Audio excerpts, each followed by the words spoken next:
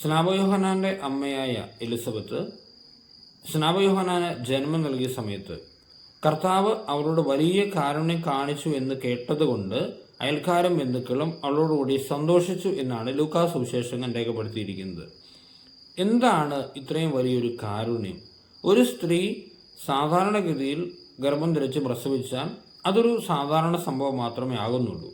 പക്ഷേ ഇവിടെ എലിസബത്തിൻ്റെ കാര്യത്തിൽ, സഖറിയായുടെ കാര്യത്തിൽ അതൊരു അസാധാരണ സംഭവമായി മാറി. കാരണം വാർദ്ധക്യത്തിലാണ് അവരിരുവരും ഒരു കുഞ്ഞിന് ജന്മം നൽകിയത്. അതുകൊണ്ടാണ് അത് കർത്താവിൻ്റെ വലിയ കാരുണ്യമായി മനുഷ്യരെല്ലാവരും എണ്ണിയത്. അവർക്കറിയാം, അത്രയും നാൾ അവർ ദൈവത്തിനു വേണ്ടി കാത്തിരിക്കുകയായിരുന്നു. തമ്പുരാൻ അവരുടെ ജീവിതത്തിലേക്ക് ഇറങ്ങി വരാൻ ഒരു സമയമുണ്ടായിരുന്നു. പക്ഷേ അവർ നിരാശരായില്ല, പ്രാർത്ഥനയോടെ കാത്തിരുന്നു. അങ്ങനെ കാത്തിരുന്നപ്പോൾ വലിയൊരു കാരുണ്യം കാണിച്ചു ദൈവം. പിന്നീട് നമുക്കറിയാം, ഈശോ തന്നെ സ്നാപകനെ പറ്റി സാക്ഷ്യപ്പെടുന്നുണ്ട്.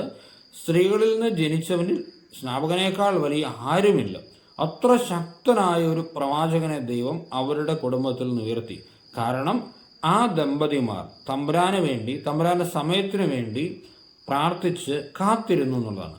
ചില കാര്യങ്ങളൊക്കെ പ്രിയപ്പെട്ടവരെ നമ്മുടെ ജീവിതത്തിൽ നടക്കാൻ താമസം വരുമ്പോൾ ദൈവം നമുക്ക് വേണ്ടി നല്ലതെന്തോ കരുതി വെച്ചിട്ടുണ്ട്. വലിയൊരു ഫലം നമ്മളിൽ നിന്ന് പുറത്തു വരാൻ വേണ്ടിയാണ് ചിലപ്പോൾ ചില താമസങ്ങൾ ദൈവം അനുവദിക്കുന്നത്. ഒരിക്കലും നിരാശരാകാതെ തമ്പുരാനിൽ ആശ്രയിച്ച് മുൻപോട്ട് പോവുക. തീർച്ചയായിട്ടും ദൈവം നമ്മളോടും വലിയ കാരുണ്യം കാണിക്കും. അതിന്നല്ലെങ്കിൽ നാളെ നമുക്ക് അനുഭവിക്കാൻ സാധിക്കും. പ്രത്യാശയുള്ളവരായിരിക്കുക. നമ്മുടെ കർത്താവിശ്വമിശിഹായുടെ കൃപയും പിതാവായ ദൈവത്തിന്റെ സ്നേഹവും പരിശുദ്ധ സഹവാസവും എന്നും എപ്പോഴും ഉണ്ടായിരിക്കട്ടെ. ഇപ്പോഴും എപ്പോഴും എന്നേക്കും ആമേൻ.